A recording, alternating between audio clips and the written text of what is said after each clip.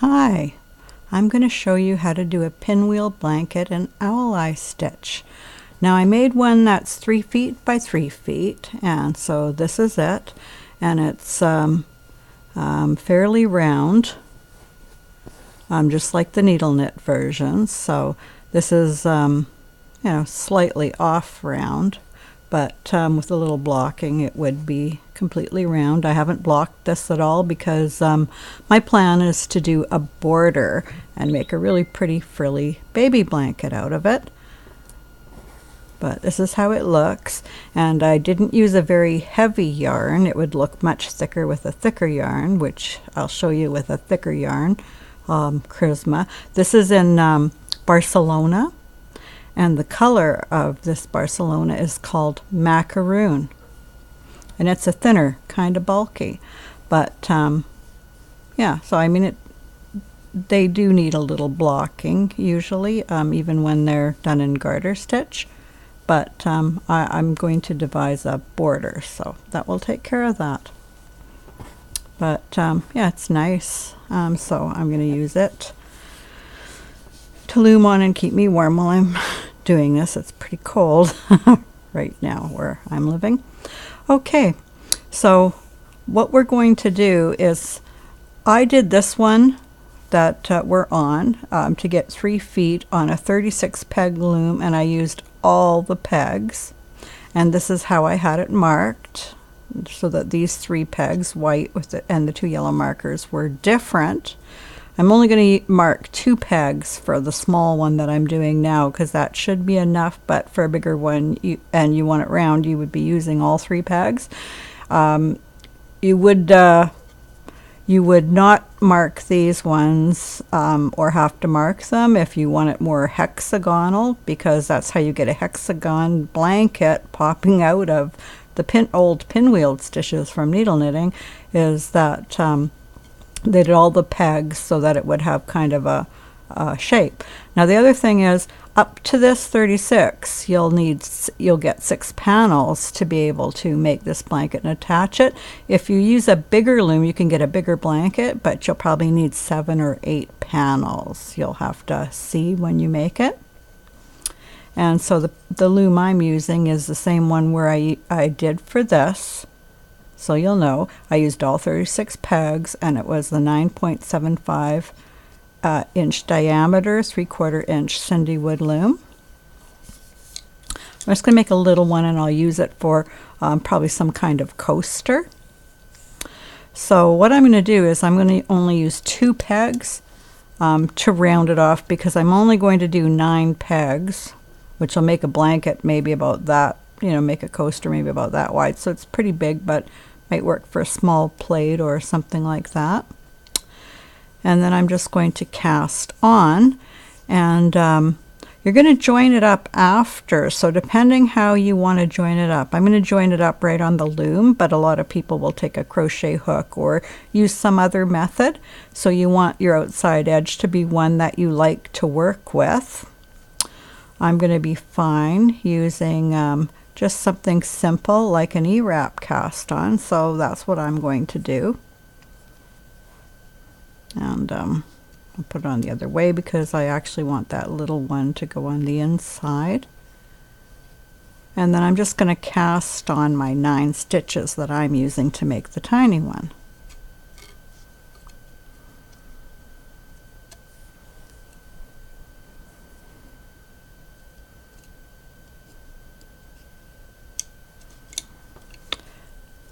Now the reason that I've marked these is they're not going to be treated like the other pegs when we're actually making the short rows for this blanket, and that's why they get more rounded.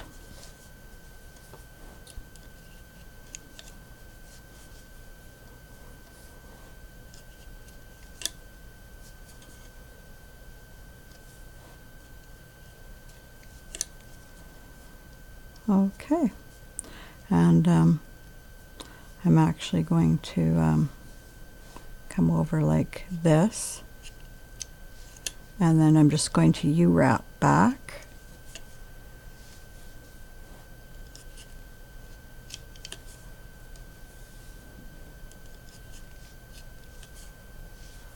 I'm just keeping a little bit tight because I don't want to have really loose loops at the end here.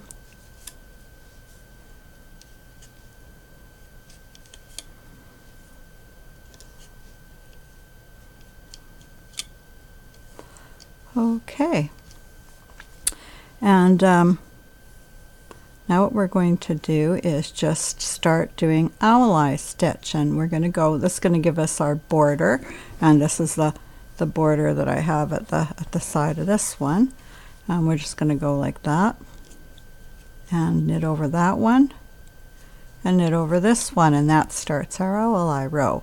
So we go behind peg 1, over peg 1 and 2, and just knit them over. Oh, and this yarn is Charisma, if I forgot to say.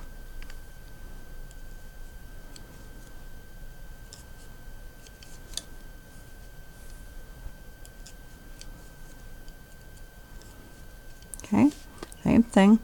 At peg 1, we go in front of peg 1 and 2 and knit them over. Peg 1, front of peg 1 and 2, and knit it over. Okay, then we're going to wrap this one and this one, and then we're just going to take this yarn and give it a tug, just like that, and then knit this over here. And what we're trying to do is get this V that you see right here. We're doing German corners because that does such a nice corner. And then we're just going to do the owl eye stitch back. And when we're coming back, here we are at peg 1. We're going in front of peg 1, over peg 2, and knit them over all the way back.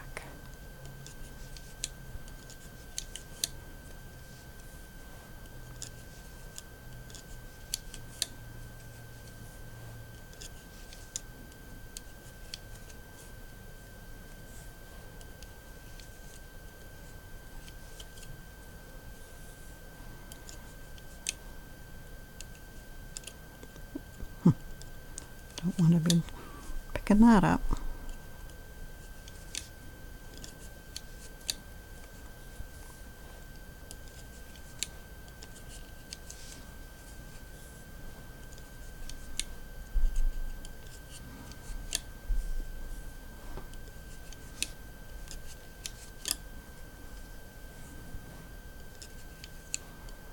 Okay, and then we knit this one over. This is the next one. And we give it a tug to get our V. We tug it until we see the V right here on the peg, and we just knit it over. And that's how we're doing our short rows. So there you go. You see the V's here, and you can see the V here. Get a little closer so you can see them. And then we keep owl eye all the way. And what we're working on right now is the first wedge.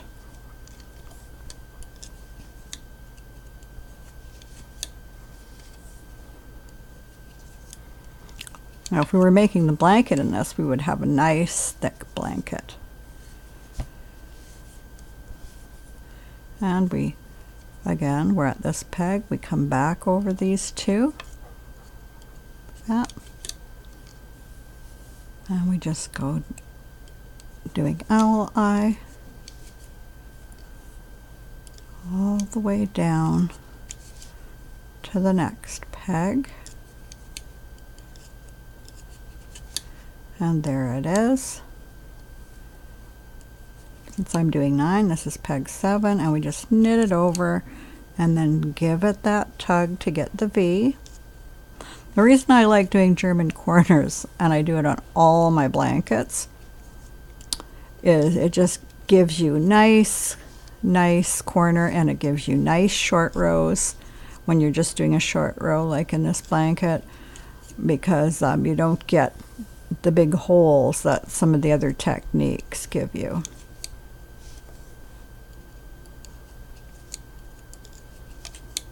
It's my favorite way to do short rows. And then we go back.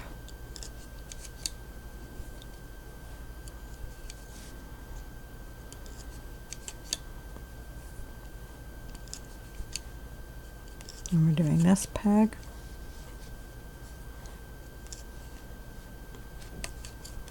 And there we go.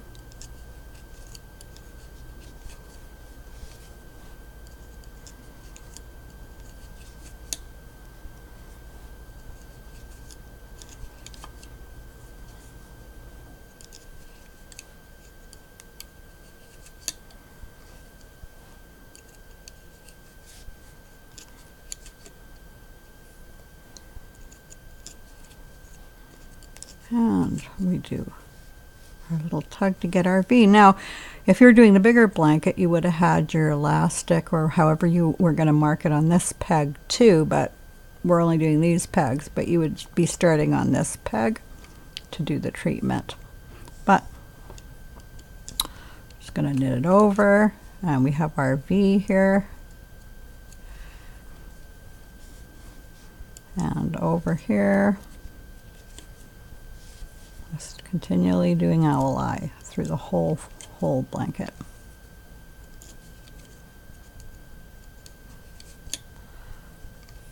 Okay. And now we do this one. Now, here's how we treat these different. They never get wrapped into a short row. So what we do now is we just knit over in the owl eye. And that's the end of our short rows. We're just going to knit down and pick up everything now to end our first wedge. So we go over. And we just do owl eye stitch all the way down, picking them all up.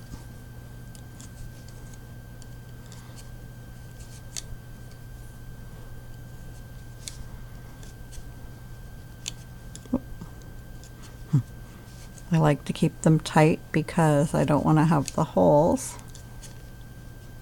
There we go.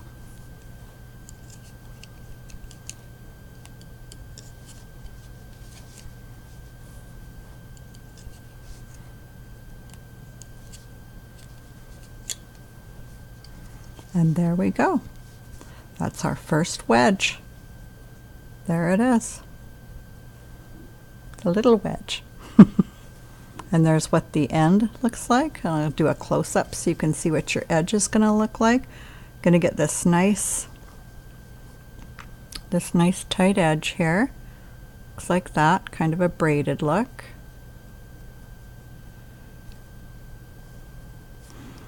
Okay.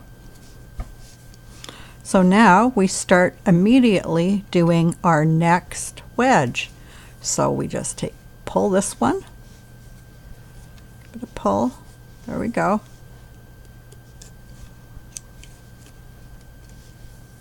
And that's our first one in the short row.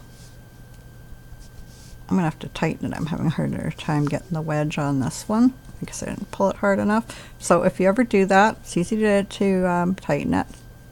Just like that. And there we go. There's the wedge right there. There. There, you can see it right there. And back we go.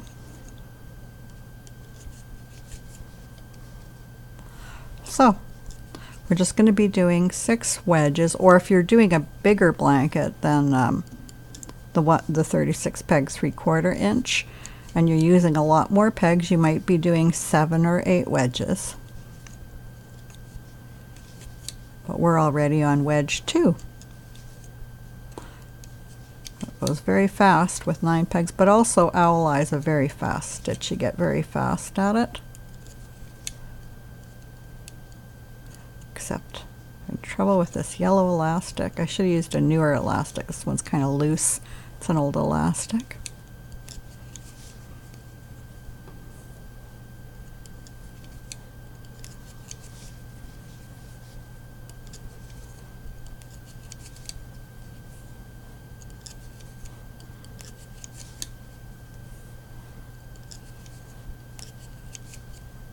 and we pull, and there we go.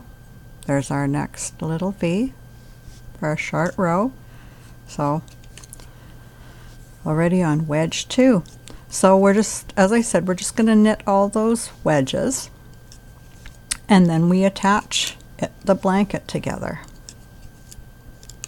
And that's basically all there is to it.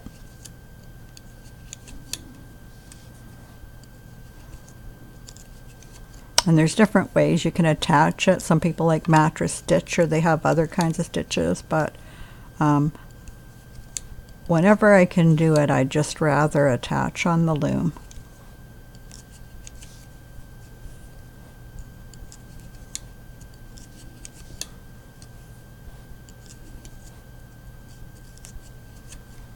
Okay, and we give it a tug, and there we go. So I'm doing the first 2 wedges with you so you can see what we have, and then I'll be pausing it, and we'll catch up after you've done your 6 wedges, or more if you've gone bigger than 3 feet by 3 feet.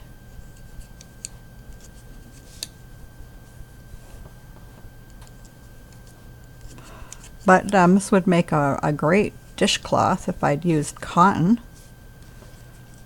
in this, on this size. And back we go.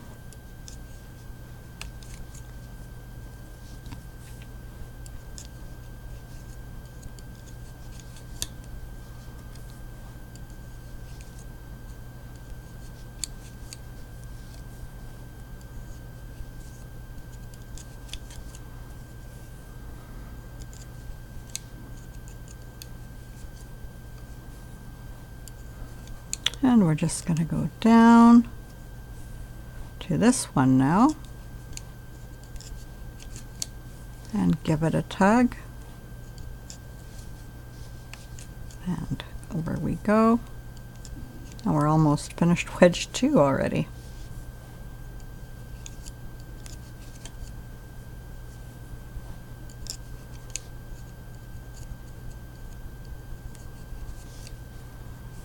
Okay, and this is the last short row because we hit one of our markers, and over we go, and then we just go and pick up everything.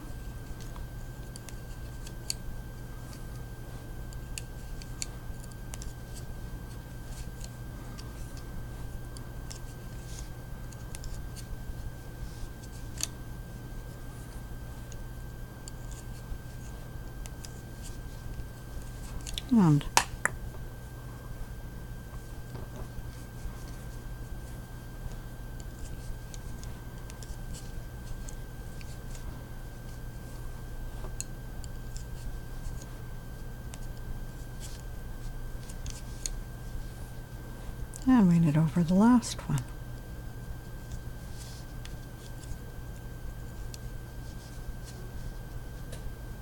And this one's a little bit tight. There we go. And then just give it that tug. And we're back into doing, whoops, no, we're not going to knit it. We're doing a tug. We're doing a short row again. There we go. This one will always look different on the short row because that's the end peg. And over. Okay, and I'm just going to stop about here. And we're going to take a look at what we've got. And here, this is how we're round. So instead of having the hexagon shape, we're round, and with a little pulling, there we go. See? Nice and straight. There's our first 2 wedges. And here's what our blanket's going to look like, or my little coaster in this case is going to look like at the side. I think I like the blanket a lot better in this heavier yarn too, but this very light one will be fine for a baby and really pretty with the frill, and it's the colors they wanted. And this side here has the least, will have the least bulky yarn on it, because this is the side we'll be attaching. So after we do all this, we'll be attaching our blanket here.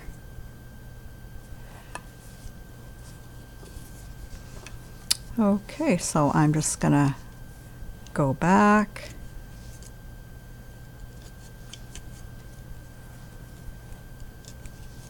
and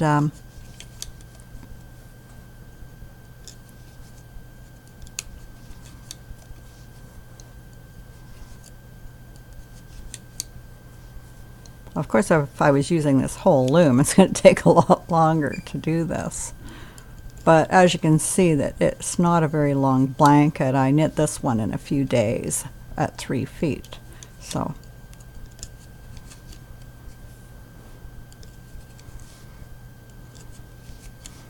pull the yarn, and I'm just going to go down and pick up the next one.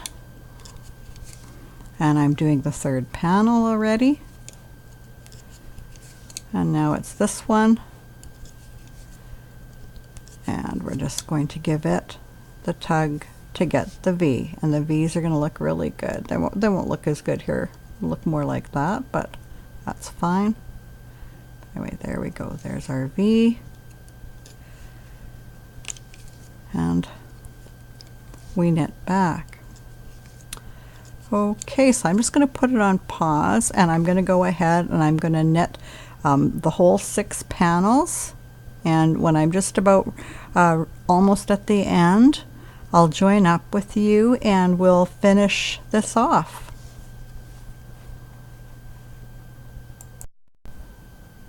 Okay, I'm working on my number 6 panel now. So here's my wedges down to here. There, you can see the wedge in here. And so I just have to wrap this one, and of course these 2 are my ones to have it round, and 3 if you have a bigger blanket than this.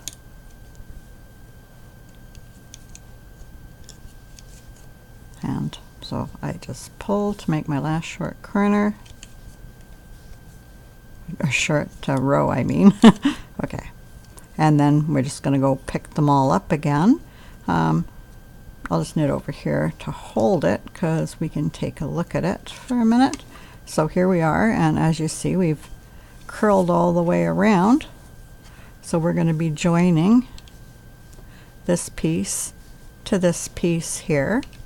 And as you can see, it's a nice round blanket, and I don't think it'll need any blocking in the thick yarn. No matter how big you make it, the thick yarn is going to hold it really, really good. I would make a wonderful rug in a thick yarn as well. Okay.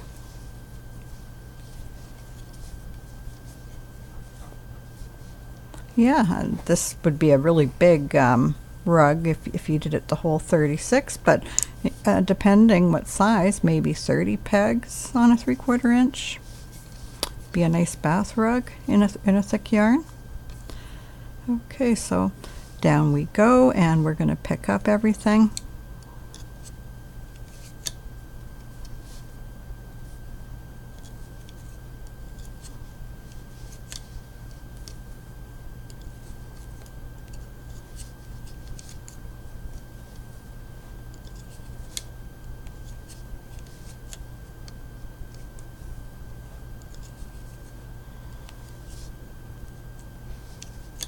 And we're going to pick up the last one. Okay, and there we go. That's all we have to do. So what we're going to do now is pick up these stitches, so we can do our bind off on the loom. So I'm going to use a contrasting thread. So this is a kind of a gray thread here. And I'm just going to take the loop, put this yarn under it, same way you'd be doing a lifeline, so that I don't lose these stitches.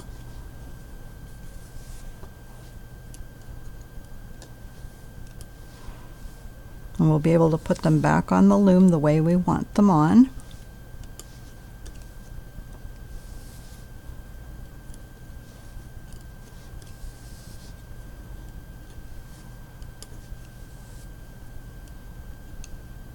And then this one's going to be loose because this is the yarn, so I'm going to keep it attached for now. And then I pop these off.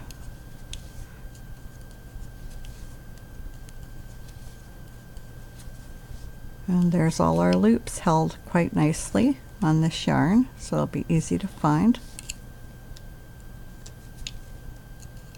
There. And we just take it off the loom.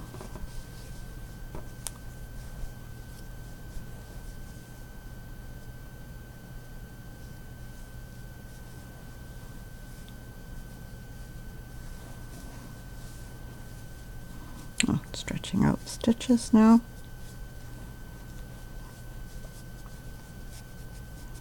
And stretch them both ways. There we go. And then stretch it along the edge. There we go.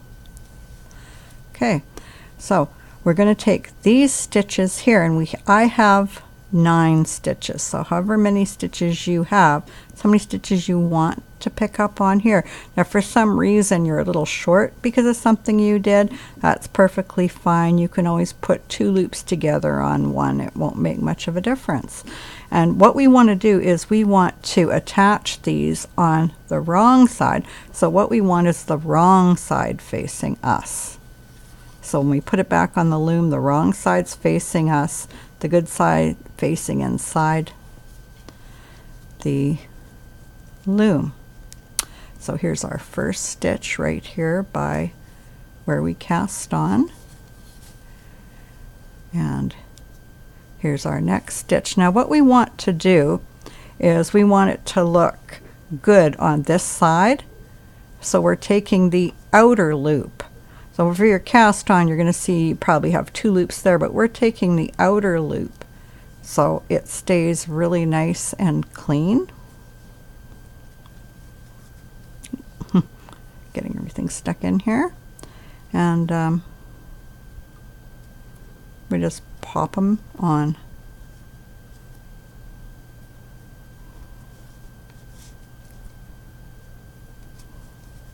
Okay, and here's the last one, and it's always a little bit tight. And there, we just get it on, and there we are. We've got them all on the loom. And now we're going to put these stitches on. So here's your first stitch, and we just pop it on. Here's your second stitch, and if you need to, you can put your loom hook in to make it bigger. And we just whoop, pop it back on. I think it's easier with my fingers actually. And here's the next one, and you can always pull on both sides of these to make it bigger. And pop it on. Oop, I missed. It's because I'm trying to keep the camera on here too. There. And next one. As I said, there's all kinds of different ways you can cast this off. I just like to do it this way. The reason I like to do it this way is this isn't a very stretchy yarn, Charisma. It was a lot easier doing that one there that I have under this. But it still isn't that hard.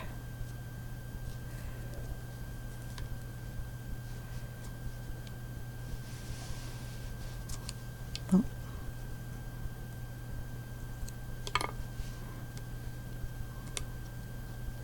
Okay, it's fiddly diddly, and I can see that this is getting long, and I don't like my videos to be too long because it takes forever to upload them, and more chances that my computer will do things and I'll have to upload it a number of times. So I'm just going to pause it while I put the last few on because it's so fiddly-dilly. Okay, that actually went nice and fast when I didn't have to keep it in the camera angle. And so then anytime you can just pull out this one, and you can pull it out after too. I just want it out of here. There. Okay. Now you're just going to knit this over.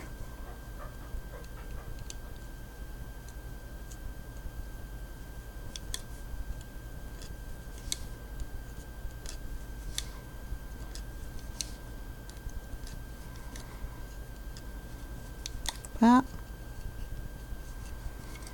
There we go. And then we're going to get a knitting, we're going to get a needle. So I'll just put you on pause while I look for where I stuck my needle. Okay, got my needle.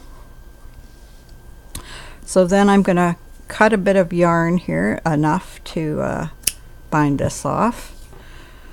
So I'm going to use about double of what I need. I've got actually way more than that. I don't need all that. But when you're doing yours, just take your yarn, wrap it around, and then wrap it back, and that'll tell you about how much you'll need if you do this method to connect them.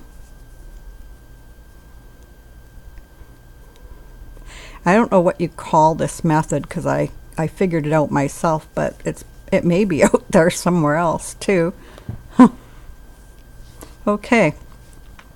Now, you take your needle here, you got your needle, and you got your yarn here, and you're just going to go through the first loop from the bottom, and just come up and give it a bit of a tug, and then you're going to go down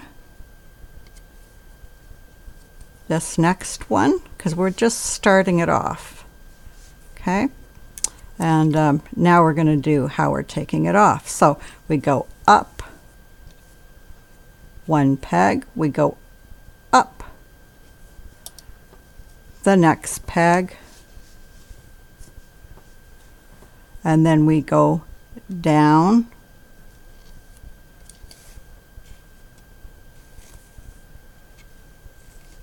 and up the next peg, and up the next peg,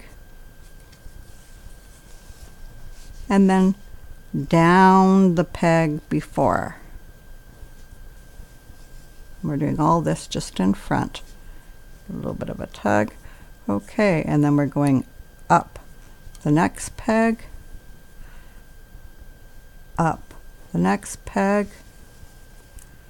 and down the peg before.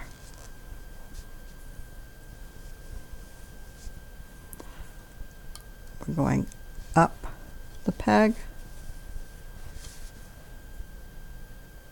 up the peg, and down the peg before.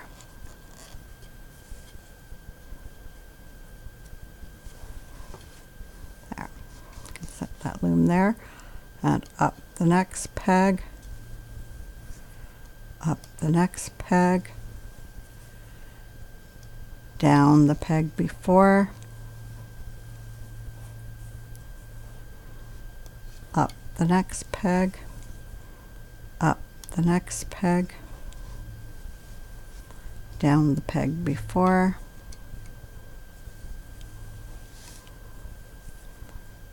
and then up, up,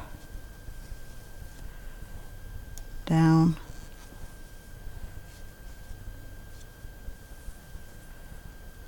up,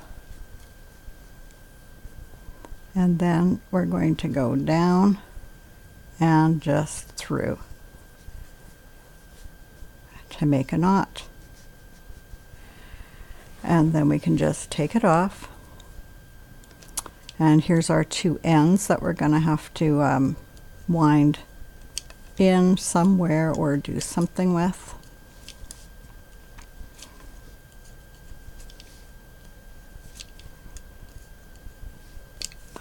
And there we are, we're attached. And there's our good side.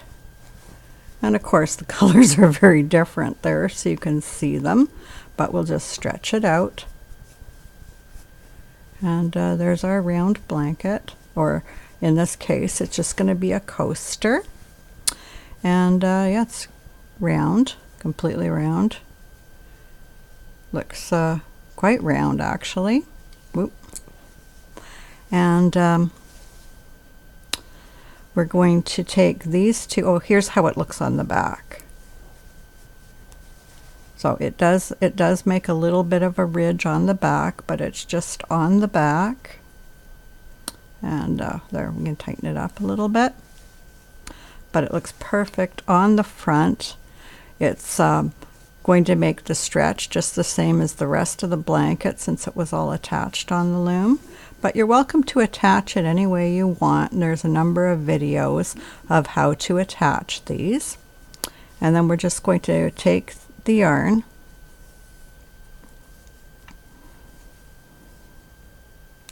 and just wind it in.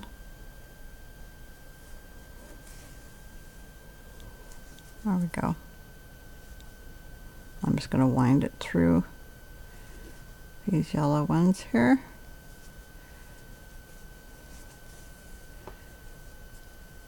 There. And then I'm going to go back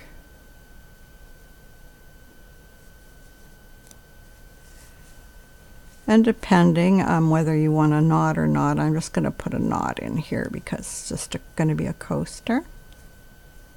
Make sure it stays really secure. And then I'm just going to cut it.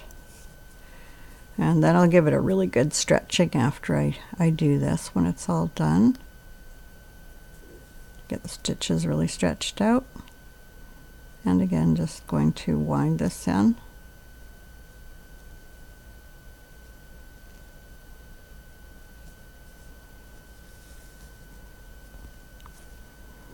It came right off the needle.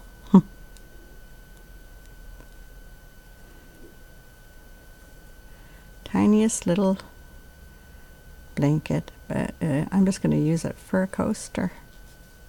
I needed a new one anyway. And then I'm just going to tie a knot in this end. There. And then I'm just going to cut that off. And there we go. Stretch it out again. Now that it's all together. This way, this way, this way, this way, this way. And there we go. There you go. There it is, nice and round. Put it like that. Perfect size for a cup. I think I have a cup here for it. There we go. Cup I was drinking from. And yeah, so it would make a small dishcloth. You might want to go a little bit bigger if you wanted a bigger dishcloth out of this. And this is all acrylic, so I wouldn't use this for a dishcloth, but there you go. And I hope you enjoyed the video. Oh, you might want to know what color yarn this was. So let's take a look. Toadstool, Charisma in Toadstool. And again, this one was Barcelona in the color macaroon.